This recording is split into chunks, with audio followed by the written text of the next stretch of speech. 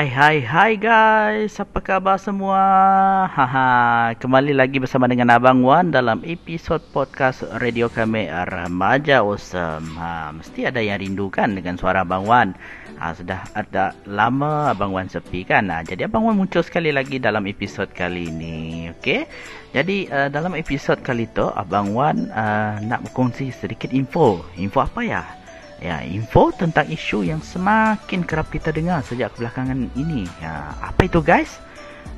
Agak-agaknya apa ya? Jadi isu itu adalah berkenaan dengan isu scammers. Tahu apa maksud scammers? Mesti kita orang selalu dengar kan sejak kebelakangan ini. Jadi sebab itu Abang Wan nak kongsi sedikit info tentang bagaimana untuk elak diri daripada menjadi mangsa scammer. Kalau kita lihat laporan, hampir setiap hari ada saja mangsa kepada scammer ini. Okey. Jadi sebab itu Abang Wan nak kongsi dengan para pendengar Cafe Tin, podcast Cafe Tin kita, dan stay tune dengan apa yang Abang Wan akan kongsikan sebentar lagi. Abang Wan yakin pasti ramai yang mempunyai akaun media sosial masing-masing kan. Contohnya Facebook, Instagram, TikTok. Okey. Jadi maka di situlah kita terdedah sebenarnya kepada ancaman aktiviti penipuan ini ataupun dikenali sebagai scam ini. Okey. Jadi kalau kita ikuti isu scammer baru-baru ini, okey, macam-macam cara atau modus operandi yang mereka pakai.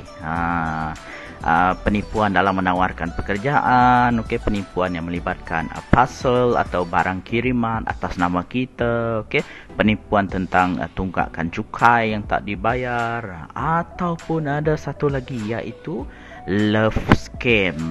Dalam percintaan pun dia boleh scam kita, apalagi benda lain. Dan banyak lagi sebenarnya contoh-contoh. Itu adalah contoh yang sering dilaporkan lah. Jadi Abang Wan sendiri pun dah beberapa kali menerima panggilan dari nombor yang tidak dikenali, yang mengatakan bahawa Abang Wan ada tunggakan cukai LHDN. Bayangkan LHDN tapi dia call pakai nombor biasa 019 013. Okey. Jadi di situlah kita mula rasa curiga lah kan. Okey.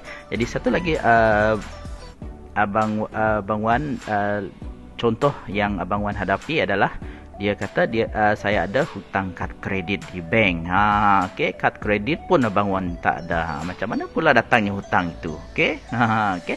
Macam-macam cara sekarang ni, okey. Jadi baik, sebelum kita dengar tips elak jadi mangsa scam ini, apa kata kita berhibur dengan lagu yang Abang Wan pilih. Stay tune guys. Terimalah.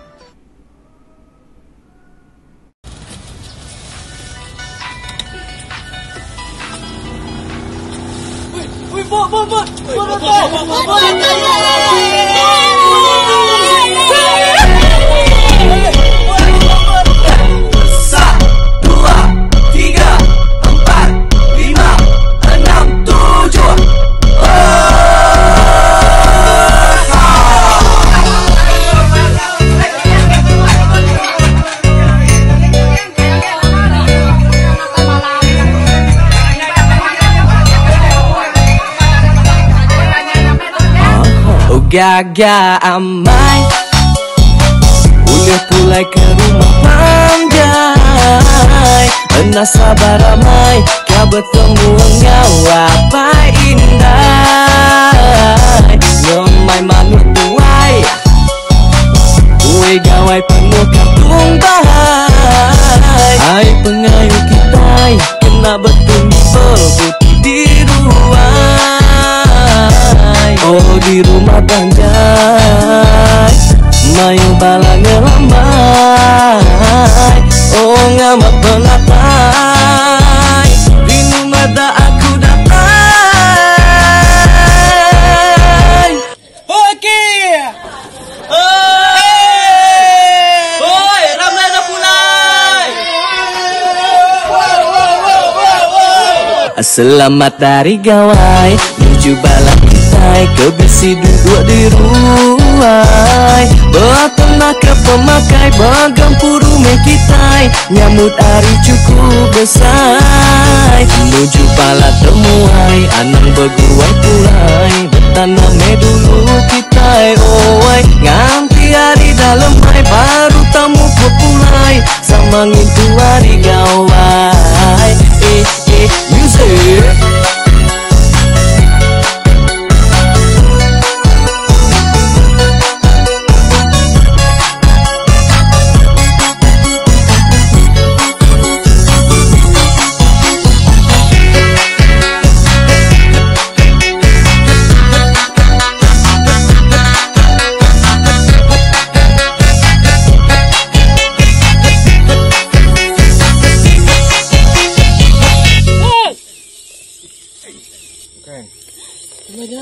Ih, kami kerana orang lamanya.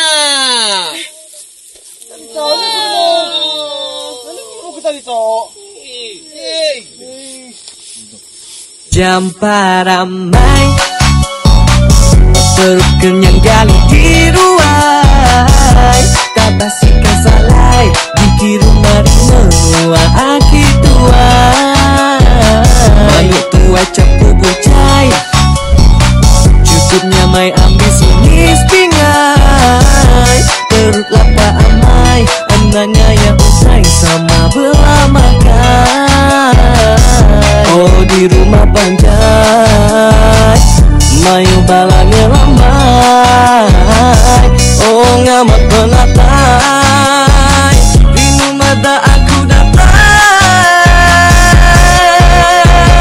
selamat hari gawai menuju bala kitai kebisi duduk di ruai bertengah ke pemakai bergempuru mekitai nyamut hari cukup besar menuju bala temuai anang berguai pulai bertanam dulu kitai oi nganti hari dalam mai baru tamu populai samangin tu hari gawai music.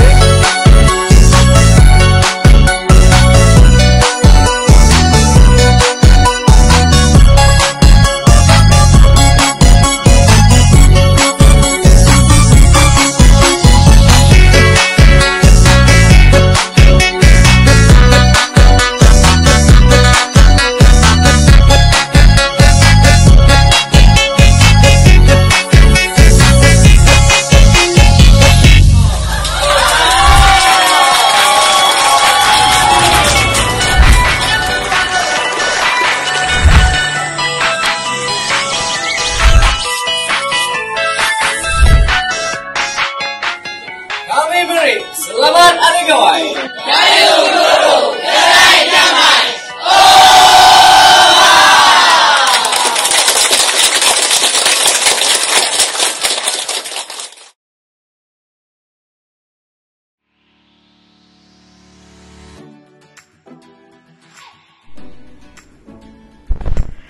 Okey, Polis Diraja Malaysia PDRM telah merekodkan lebih 71,000 kes jenayah komersial antara tahun 2020 hingga Mei 2022. Okey, dengan 68%-nya berpunca daripada penipuan dalam talian dengan kerugian lebih 5.2 bilion ringgit, guys. Bayangkan banyaknya. Okey, jadi selain penguatkuasaan undang-undang ketat terhadap penjenayah, antara langkah pencegahan yang juga perlu diambil oleh pengguna sendiri. Okey, jadi bagaimana cara kita nak kenal pasti ciri-ciri scam ini? Tentu dia ada ciri-ciri yang tertentu, betul. Okey, jadi cara mengenal ciri-ciri scam perlu diketahui dan hendaklah diamalkan setiap orang. Okey, untuk elakkan anda menjadi mangsa kepada scam ini. Okey, jadi yang pertama antara petanda amaran yang sepatutnya menjadi isyarat awas ialah alamat email. Okey, meragukan yang menawarkan ganjaran keuntungan segera atau berganda. Okey, dan juga kemenangan cabutan bertuah. Selain pemanggil menggunakan telefon bimbit serta mendakwa sebagai wakil pihak berwajib. Ini yang saya katakan tadi, melalui pengalaman Abang Wan sendiri. Dia kata dia wakil daripada LHDN. Okey, kata saya ada tunggakan cukai. Okey.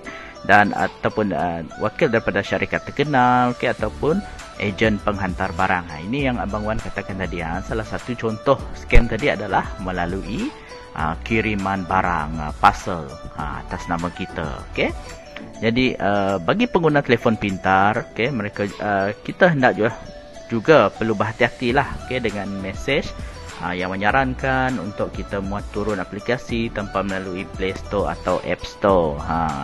Dan aplikasi itu pula meminta kebenaran membaca dan menghantar khidmat pesanan ringkas SMS bagi pihak pengguna. Ini yang paling bahayanya lah. Okay. Apabila mereka contoh dia ada minta TAC number kita, itu yang perlu kita berhati-hati, sebab itu digunakan untuk dalam apa-apa urusan perbankan. Okey. Selain itu, okey, begitu juga panggilan rawak, okey, bersama ucapan macam-macam ucapan lah, okey, ucapan tahniah dia kata, okey, sebagai pemenang pertandingan, okey, yang tidak pernah pun kita sertai ataupun kita tidak ingat, okey, mungkin ada ataupun tidak kita sertai pertandingan itu. Jadi apabila kita dengar panggilan sebegitu, kita terasa teruja, excited, tanpa kita memikirkan adakah kita sertai ataupun tidak.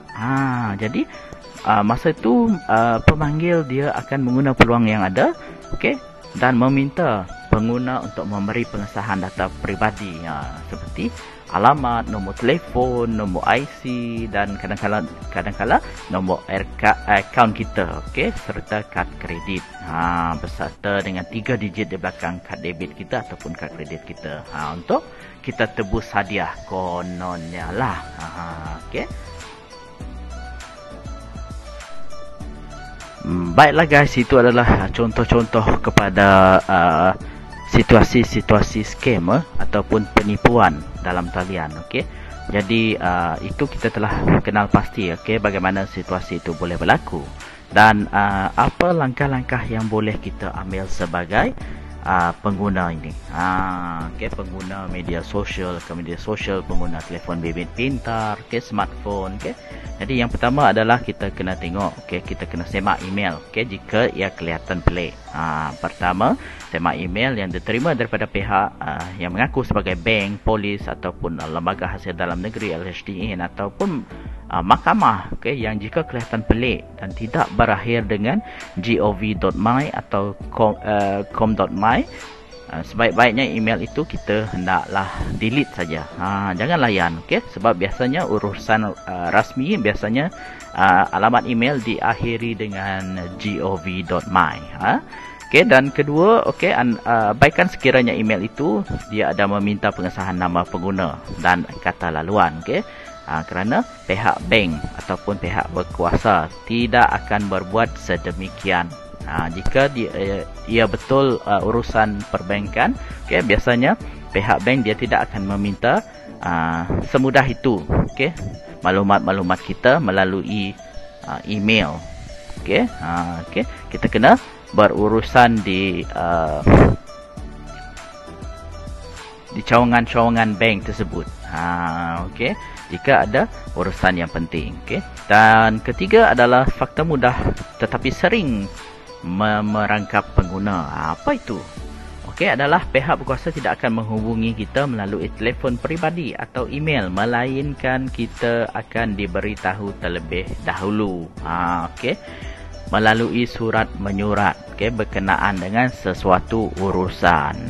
Okey, dia tidak akan call kita sesuka hati. Okey, tanpa dia memaklumkan kita dengan lebih awal. Okey, ingat guys.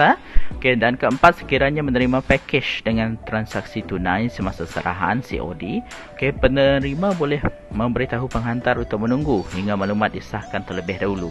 Okey, ataupun meminta penghantar berkenaan datang kemudian selepas penerima berada di lokasi. Ini pun antara jenis-jenis scam yang biasa dilaporkan. Okey.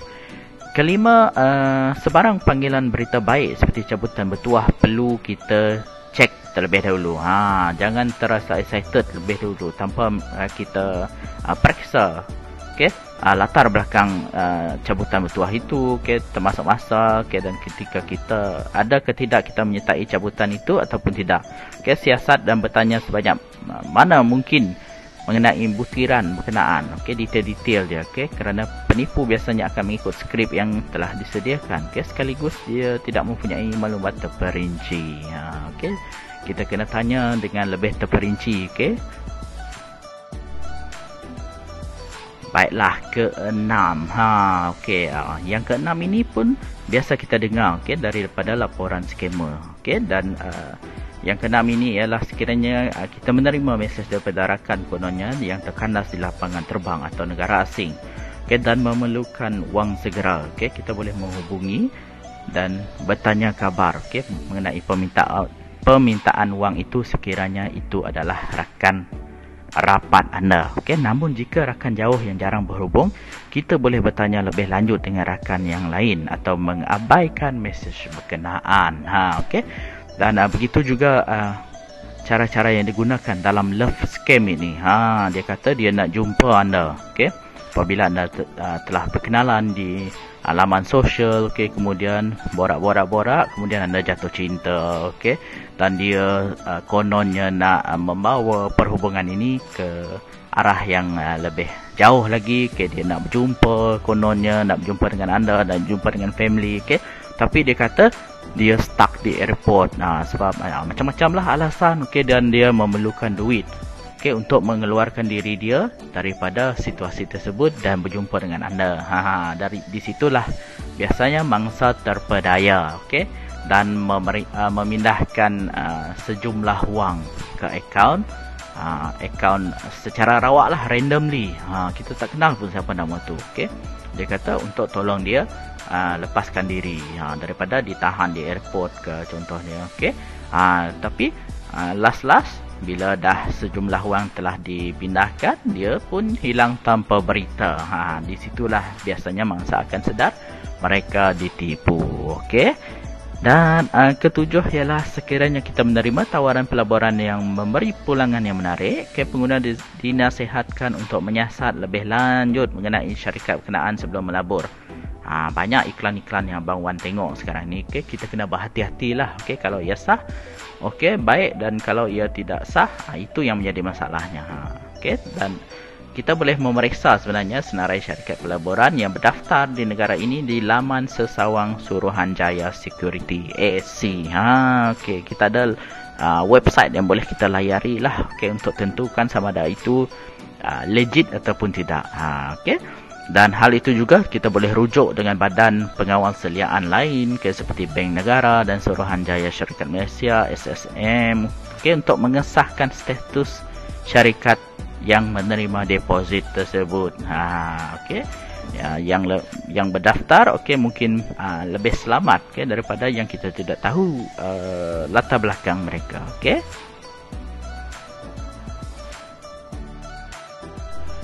Baiklah, yang ke-8 adalah pengguna. Kita sebagai pengguna dinasihatkan untuk mengabaikan mesej yang meminta untuk mengibas kod-kod QR contoh dia, menekan link atau memuat turun aplikasi, walaupun dikatakan akan diberi hadiah atau barangan yang menarik.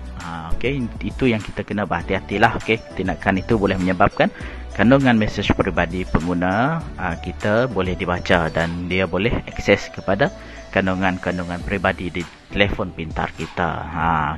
Kesembilan, dokumen dan rekod peribadi serta kata laluan. Password kita perlu disimpan di tempat yang selamat, bukan tempat yang mudah dicapai oleh orang lain.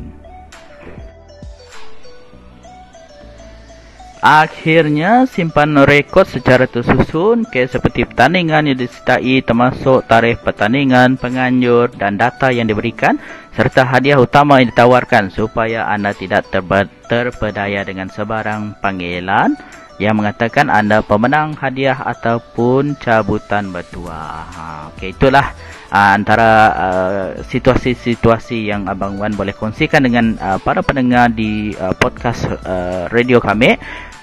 Jadi begitu jugalah dalam kehidupan seharian kita guys. Terutamanya kepada para remaja di luar sana. Berhati-hatilah dengan siapa kita bergaul. Pepatah dah mengatakan rambut sama hitam, hati lain-lain. Dan juga pesanan kepada remaja perempuan, berhati-hati ketika menggunakan akaun media sosial, untuk tidak sebarang menerima atau accept friend request dari mana-mana orang yang tidak dikenali. Sebab apa? Sebab situasi tersebut boleh mendatangkan bahaya kepada anda sendiri. Jadi cukuplah perkongsian daripada Abang Wan dalam episod kali ini. Jadi sebelum Abang Wan terlupa, kepada para pendengar yang di luar sana yang menyambut perayaan Hari Gawai, Abang Wan nak ucapkan selamat Hari Gawai. Gayu guru, lantang senang, Wan menua. Bye guys, jumpa lagi.